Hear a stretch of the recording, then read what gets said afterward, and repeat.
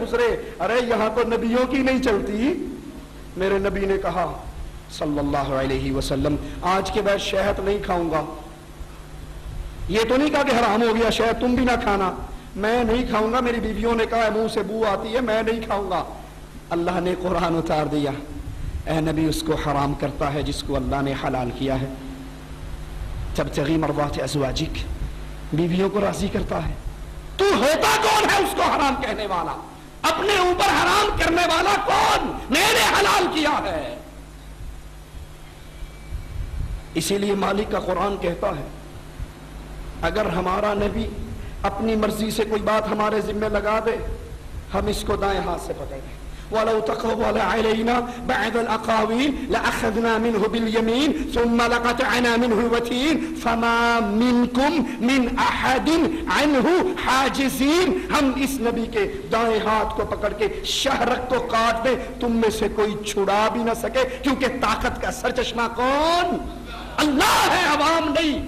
یہ جمہوریت کفر کا نظام ہے، یہ حاکمیت میں شرک ہے۔ اللہ کے مقابلے میں عوام کو اختیار دے دیا جائے، وہ جس کو چاہے منظور کر لے۔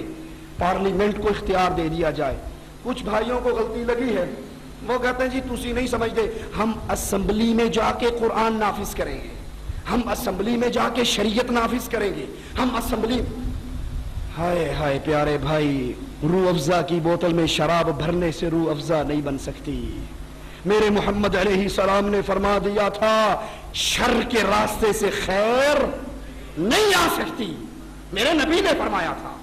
ارے تم تجربے کر کر کے بھی بھولتے رہتے ہو، پچھلی اسمبلی نے شریعت بل بنایا تھا یا نہیں بنایا تھا؟ الگ بحث ہے وہ شریعت بل تھا یا نہیں تھا، چھوڑ دو، بنایا تھا، اس کا نام شریعت رکھا تھا۔ موٹا سا ایک مسئلہ سمجھانے لگا ہوں، کیا خیال ہے وہ شریعت بننے کے بعد پھر MMA میں جو خود ساری بیماریوں کا مربع ہے، جن کو خود لا الہ الا اللہ کی تمیز نہیں ہے، جس کے اندر نقوی صاحب بھی بیٹھے ہیں، نورانی صاحب بھی بیٹھے ہیں، اور کوئی اور توحید کا دعوے دار بھی بیٹھا ہے، ان کو خود لا الہ الا اللہ کی یہ سینس نہیں کہ یہ اللہ کا دشمن ہے، یہ محمد کا باغی ہے، یہ عائشہ کو بدکار کہنے والا ہے، یہ ابو بکر کو کافر کہنے والا ہے، یہ عائشہ کے بارے میں عقیدہ رکھتا ہے جب 12واں امام غائب آئے گا عائشہ کی قبر کو پھاڑے گا، اس میں زنا کے درے مارے گا، اس کے ہاتھ میں ہاتھ ملا کے تم چاہتے ہیں شریعت کا نفاذ ہو جائے۔ یہ شریعت وہ نہیں ہے جو محمد نے اتاری ہے صلی اللہ علیہ وسلم۔ میری باتیں ناراض کرنے والی ہو ہاتھ باندھ کے معافی مانگتا ہوں، یہ ممبر محمد کا ممبر ہے، یہاں بیٹھ کے جھوٹ نہیں بولا جا سکتا۔ آپ کو راضی تو کیا جا سکتا ہے، لیکن قیامت کے دن جھوٹ بولنے والے کے منہ میں جو آگ کی لگام پڑے گی اس وقت بچانے والا کوئی نہیں ہوگا۔ اس ممبر پہ بیٹھ کے جھوٹ نہیں بولا جا سکتا، سچ کہنا پڑتا ہے۔ شریعت بل بنا، MNO نے ایک ایک MNA کے پاس گئے، سر آپ اس پہ سائن کر دیں۔ کیوں؟ آپ سائن کریں گے، 2/3 اکثریت اس شریعت بل پہ سائن کرے گی تو یہ ملک کا قانون بنے گا۔ میں غلط تو نہیں کہہ رہا جی؟ ایسے ہی ہے، شریعت بل پہ جب تک 2/3 اکثریت سائن نہ کرے وہ ملک کا قانون بن سکتا نہیں، بن سکتا۔ 2/3 اکثریت نے سائن نہیں کی، قرآن ملک میں نافذ ہو سکا؟ اب اللہ کا واسطہ دے کر پوچھتا ہوں، جس MNA کی قلم میں یہ طاقت مان لی جائے یہ پاس کرے گا، قرآن قرآن کہلائے گا، یہ فیل کرے گا، قرآن قانون نہیں کہلائے گا، رب محمد کا واسطہ ہے بتاؤ یہ قلم والا مسلمان ہے؟ جس کی قلم میں یہ طاقت مان لی جائے کہ یہ 2/3 اکثریت سائن کرے تو قرآن قانون بنے، اور اگر یہ ٹھوکر مار دے تو قرآن قانون۔ ارے قرآن کے بیان کردہ قانون کو اگر محمد بھی نہ مانے تو رب اس کو بھی روکتا ہے، شہد کو حرام کرنے والے کیسے کرتا ہے؟ حاکمیت کی توحید کو سمجھیے، حاکم اعلیٰ صرف اللہ ہے، کوئی پارلیمنٹ، کوئی قومی اسمبلی اس کو یہ اختیار نہیں، اس کو یہ حق نہیں وہ اللہ کی شریعت کے مقابلے پہ شریعت سازی کرے۔ آپ نے سنا یا نہیں سنا؟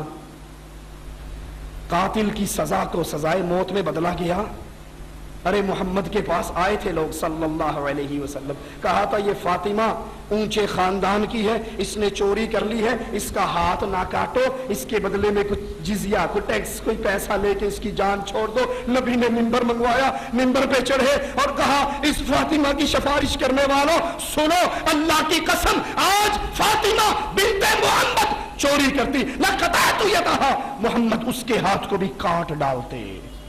یہ اللہ کی شریعت میں تبدیلی کرنے کا حق کس کو ہے؟ حاکمیت اللہ کی ہے. جب اللہ کی حاکمیت, وہ وحدہ لا شریک ہے اپنی حاکمیت میں, تو عوام اس کے شریک نہیں بن سکتے. لہذا اس کفر کی جمہوریت کے نظام سے الگ ہو جائیے, اس میں شرکت نہ کیجیے. یہ بڑی بھولی ہوئی بات ہے, بڑی بھولی ہوئی بات ہے کہ ہم اسمبلیوں میں جا کے اسلام لے آئیں گے, جب اس قانون کا حصہ بنیں گے, جب آپ حلف اٹھائیں گے, آپ کو یہ حلف اٹھانا پڑے گا کہ میں ملک کے آئین کا پابند ہوں, اور آئین یہ آواز دے دے کر کہے گا کہ سود قرآن میں حرام ہے, ملک کے آئین میں حرام نہیں ہے. آخری بات کہہ کے اپنی بات کو ختم کرتا ہوں. کیا خیال ہے آپ کے باپ کا کوئی دشمن ہو, آپ کے باپ کو گالیاں دیتا ہو, چوک میں اس کی داڑھی پھاڑتا ہو, یہ آپ کے گھر میں آ جائے, دسترخوان پہ بٹھا کے روٹی کھلاؤ گے؟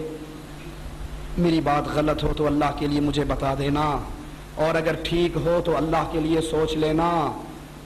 یہ آپ کے باپ کو گالیاں دینے والا آپ کی بیٹی کا رشتہ لینے آئے, دے دو گے؟ یہ کار کوٹھی بنگلے کا مالک ہو, دے دو گے؟ یہ وقت کا وزیر ہو تو دے دو گے؟ نہیں دو گے. کیوں؟ آپ کہو گے یہ میرے باپ کا دشمن ہے, میری بیٹی گھر بیٹھے بیٹھے بوڑھی ہو کے مر جائے مجھے منظور ہے, باپ کے دشمن کو میں اپنی بیٹی کا ہاتھ نہیں پکڑا سکتا. ارے اللہ والو, جب آپ کے سامنے ایک وہ آتا ہے جو نعرہ حیدری یا علی مدد کے نعرے لگاتا ہے, جو یا رسول اللہ مدد کے نعرے لگاتا ہے, جو محمد کریم کو نور من نور اللہ جانتا ہے, جو کھلم کھلا شرک اکبر کرتا ہے, کفر اکبر کرتا ہے, اس وقت باپ کی غیرت کھانے والوں, رب کی غیرت اتنی بھی نہیں ہے جتنی تمہارے باپ کی ہے. باپ کے دشمن کو تو گلے لگانے سے تیار نہیں ہوتے, لیکن اللہ کی توحید کا دشمن, اس کے ساتھ دوستی بھی ہے, اس کے ساتھ پیار بھی ہے, اس کو رشتے بھی دیے جا رہے ہیں, اس کے پیچھے نمازیں بھی پڑھی جا رہی ہیں, متحدہ مجلس عمل میں اس کی صدارت کو قبول بھی کیا جا رہا ہے, کشمیر کی لڑائی میں اس کی تنظیم کے سائے کے نیچے لڑا بھی جا رہا ہے. حرمت رسول کانفرنس کے موقع پر اس کو سٹیج پہ بٹھا کر اشتہار میں لکھا جاتا ہے یہ مذہبی قائد ہے ہمارا.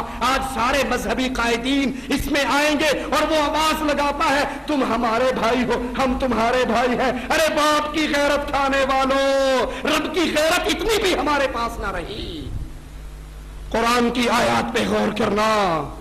قد كانت لكم أسوة حسنة في إبراهيم والذين معه إذ قالوا لقومهم إنا براء منكم ومما تعبدون من دون الله كفرنا بكم وبدأ بيننا وبينكم العداوة والبغضاء حتى تؤمنوا بالله وحده. تمہارے لیے آئیڈیل ہے ابراہیم علیہ السلام کی زندگی اور اس کے مومن ساتھیوں کی زندگی. اذ قالوا لقومہم, جب انہوں نے اپنی قوم سے کہا تھا. کون سی قوم؟ جو غیر اللہ کو پوجتی تھی. کون سی قوم؟ جو بتوں کے سامنے سجدہ ریز ہوتی تھی. ارے اس جمہوریت کے کفر کی ایک اور دلیل ہے, جمہوریت وطنوں کی بنیاد پہ قوم بنایا کرتی ہے. کیا خیال ہے ہمارے ملک میں الیکشن ہو, انڈیا کا کوئی بندہ ووٹ کاسٹ کر سکتا ہے؟